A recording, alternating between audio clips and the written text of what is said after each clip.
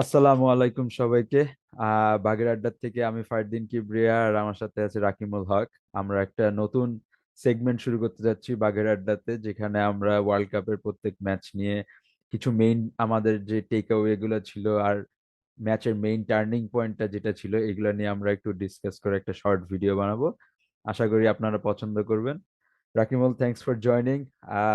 আমরা শুরুই করে দিই, মানে মেইন টার্নিং পয়েন্ট দিয়ে। আই থিঙ্ক আমাদের দুইটা মেইন টার্নিং পয়েন্ট আছে, বাট আমি প্রথমটাতে যাব, তারপরে তুমিও আরেকটা বইলো। বাট আই থিঙ্ক মিচমার্শের ড্রপ ক্যাচটা, এটা তো দেখা গেল যে এন্ড অফ দ্য ডে অনেক বড় একটা মিস্টেক, আর এসেনশিয়ালি বলা যায় অস্ট্রেলিয়াকে ম্যাচটা কস্ট করছে।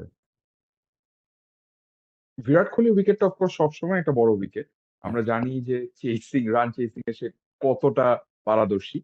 তবে এই উইকেটটার এই ডিসকাশনটার জন্য অনেকভাবে ওভার শ্যাডোড হয়ে গেছে আসল টার্নিং পয়েন্টটা, যেটা আমি মনে করি সেটা ছিল অস্ট্রেলিয়ার ইনিংস এর মাঝখানে একটা মিনি কোল্যাপস। হ্যাঁ, তারা 30 রানের ব্যবধানে পাঁচটি উইকেট হারায়। They go from 110 for 2 to 140 for 7, আমি যদি ভুল না করে থাকি। হ্যাঁ, এই মিনি কোল্যাপসটা এখানে of course spinners like Ravindra Jadeja, Ravichandran Ashwin, Kuldeep Yadav, they are very difficult to play একটা চেন্নাই উইকেটে। We can imagine.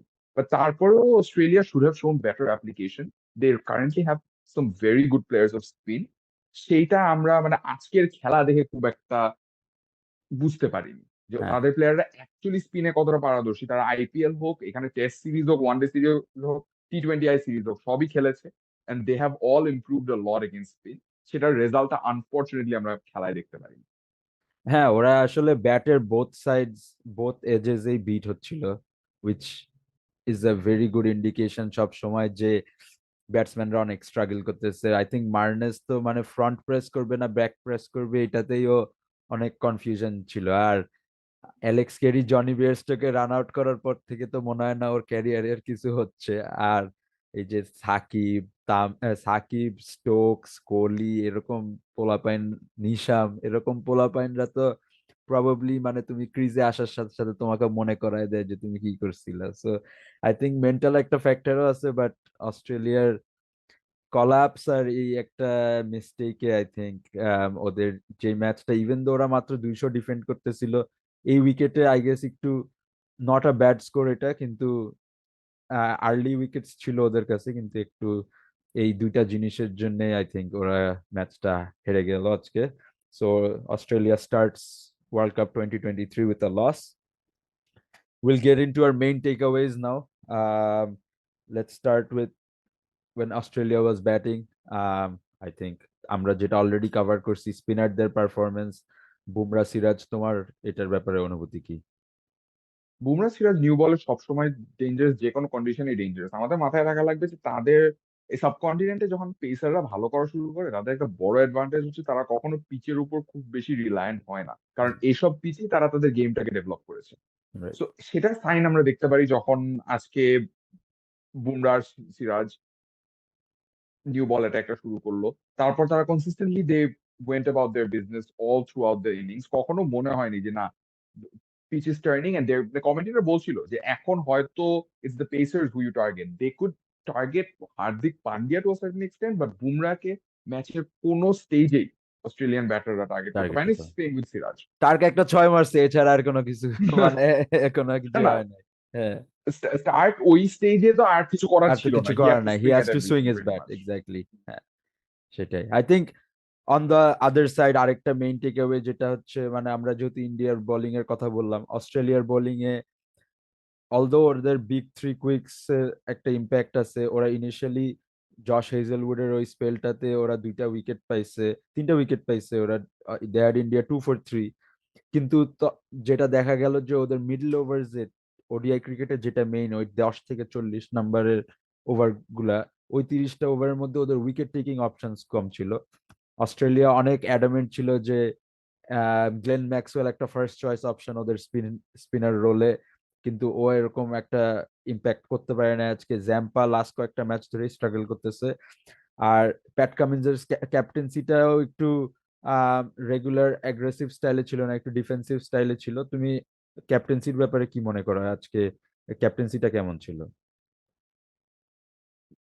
আমি না ইনএভিটেবলি অনেক কম্প্যারিজনে চলে যাই, আমি যদি কম্প্যারিজন করে দেখি, আমি আজকে একটা জিনিস ভাবলাম যে কেন উইলিয়ামসনের জন্য অনেক বড় একটা অ্যাপ্রিসিয়েশন চলে আসছে আমার। কেন বলছি কেন উইলিয়ামসনের কথা? মনে পড়লো 2019 সেমিফাইনালে যখন ইন্ডিয়া 5-4 ছিল, হ্যাঁ। উইলিয়ামসন কিন্তু ছাড় দেয় না। না। He really went for the kill, পুরা পাওয়ার প্লে অ্যাটাকিং বোলিং। এরপর স্যান্টনারকে একটা রেসপন্সিবিলিটি দিয়েছিল যে তুমি you hold one end up, but তুমিও অকেশনালি ঝুলায় ঝুলায় বল করো।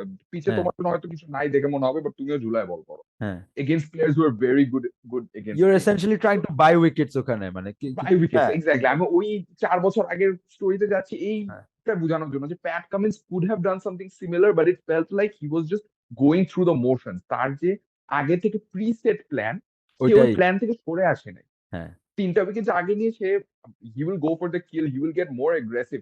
তখন যদি সে 2-4টা রান দিয়েও ফেলে, কোনো ক্ষতি তো নাই। না। and and It felt like he এটাই was just happy to contain the batters at that point, which is not a good strategy. Not when you're bowling to Kohli and Rahul. হ্যাঁ And R you know যে আরেকটা wicket নিলে অলরাউন্ডাররা নেমে আসবে। আর কে এল রাহুল যেটা বলছে, ও যখন নামছিল বিরাট কোহলি বলছে treat this like a test match initially, and আমরা হচ্ছে so they had already gone into like a shell kind of, and it was Australia's chance to get them out of that shell and send them back to the pavilion, কিন্তু এখানে ওরা ওইটাই করতে পারে নাই, যেটাই এন্ড অফ দ্য ডে আর কি অনেক বড় একটা মিস্টেক হয়েছে। আর এন্ড অফ আমাদের এগুলো main takeaways, but I think আরেকটা মেইন টেক অ্যাওয়ে আছে, যেটা হচ্ছে কে এল রাহুলের ফর্ম টু গো উইথ ইন্ডিয়ার ব্যাটিং। আই থিঙ্ক ওদের মিডল অর্ডারে শ্রেয়াস আয়ার, সূর্য কুমার যাদবের একটা লড়াই চলবেই throughout the World Cup, depending on situation and depending on opponent ওরা যাদেরকে খেলতেছে, কিন্তু আই থিঙ্ক কে এল রাহুলের ফর্মটা অনেক রিফ্রেশিং। আর বিরাট কোহলিকে আজকে যেভাবে সাপোর্ট দিচ্ছে, I know we know he is a master of the chess, কিন্তু ওকে যেভাবে আজকে সাপোর্ট দিয়ে ওরা, and he shouldered that responsibility almost like শান্ত বাংলাদেশের ম্যাচে যে রেসপন্সিবিলিটি শোল্ডার করছে। তো তোমার ইনপুট কি এটার ব্যাপারে? কে এল রাহুল একটা ইনজুরি থেকে ফিরে, বেশ সিরিয়াস গুরুতর ইনজুরি থেকে ফিরে, যে রাইট। ইনজুরির সময় তাকে নিয়ে কনস্ট্যান্টলি মস্করা করা হচ্ছিল রীতিমতো, হ্যাঁ সেই ইনজুরি থেকে ফিরে সে যে পারফরমেন্সটা দিয়েছে, আনবিলিভেবল, ইটস অ্যামেজিং। এন্ড মানে আমার ভাবতেও খারাপ লাগে যে he is always been such a good ODI player, তারপরেও ইন্ডিয়ান ফ্যানরা বলছিল যে সে ইনজুর্ড হওয়া নাকি অপোনেন্ট টিমের জন্য একটা কার্স, একটা এরকম জোক করা হচ্ছিল তার right. এক্সপেন্সে, which is absolutely wrong। এরকম জিনিস বলাই উচিত না। বাট আমি যদি আবার ম্যাচে ফিরত আসি, কে এল রাহুল যেই সময় অ্যাডাম জ্যাম্পাকে অ্যাটাক করেছিল, I think that was for me the turning point of the second innings. ওই ক্যাচ ড্রপটার চেয়েও বেশি, বিকজ আমরা জানি Yeah. অ্যাডাম জ্যাম্পার রেকর্ড কিন্তু বিরাট কোহলির এগেন্স্ট ভালো। ভালো। It was very important for Rahul to take the attack to him. Yeah. And ওইখান থেকেই Zampar line and length were completely off. ওইটা থেকে he just didn't recover. They just didn't let him settle, right? And একটা world কাপে, specially in a 10 team world cup where you're going to play 9 matches, অন্য টিমসরাও কিন্তু এটা notice করবে যে কোন বোলার ইনিশিয়ালি অ্যাটাক করলে লাইনে দাঁড়াইতে পারতেছে না, এইসব এগুলা অনেক ম্যাটার করে। So in the context of the World Cup going forward, I know all the teams have played one game till now. um, so world cup এখনো অনেক আর্লি স্টেজে, কিন্তু এই আমাদের টেক অ্যাওয়েজ গুলো থেকে what do you think, how what kind of an impact might it have in the World Cup? I don't want to dig too deep into it, but হ্যাঁ, Australia's spin attack, it, it leaves the little to be worried about, to be Right. honest. Because Yeah.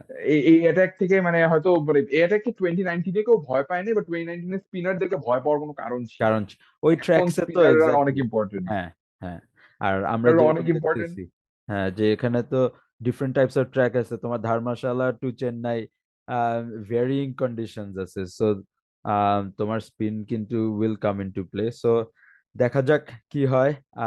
But thank you for giving your input, and ইনশাল্লাহ আমরা আপনাদের কাছে আবার আসবো আগামীকালের match নিয়ে, Netherlands versus নিউজিল্যান্ড, which we hope will be an exciting match. Netherlands played really well in their first game, আর নিউজিল্যান্ড তো ইংল্যান্ডের অলমোস্ট ডিমোরালাইজ করে দিছে। সো দেখা যাক কি হয় ইনশাল্লাহ, and stay tuned to বাঘের আড্ডা।